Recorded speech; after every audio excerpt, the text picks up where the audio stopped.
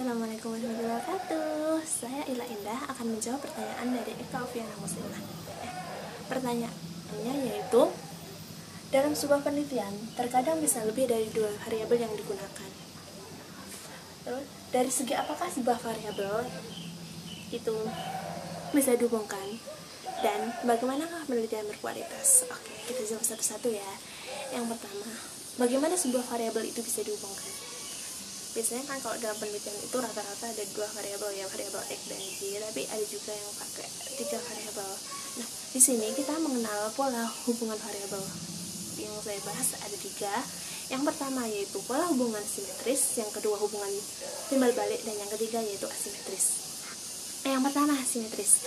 Oke, jadi pola hubungan simetris ini antara variabel yang satu dengan variabel yang lainnya itu tidak saling mempengaruhi, karena variabel X ataupun Y itu merupakan variabel yang terdampak ataupun variabel yang mempengaruhi variabel selanjutnya. Contoh sederhananya gini, pengaruh corona terhadap pendidikan dan ekonomi. Nah, pendidikan dan ekonomi di sini tidak saling mempengaruhi, namun pendidikan dan ekonomi terkena pengaruh dari corona.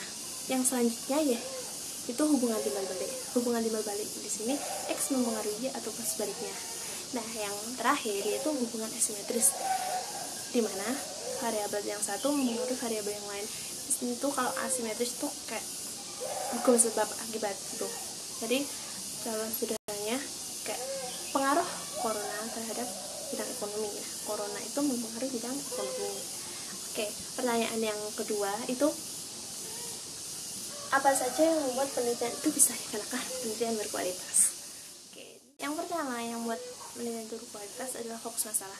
Semakin fokus masalah diteliti, maka akan semakin bagus pula penelitian itu, karena ketika kita semakin fokus pada suatu penelitian, kita akan semakin dalam menggali apa masalah itu. Nah, yang selanjutnya ya itu teori yang digunakan.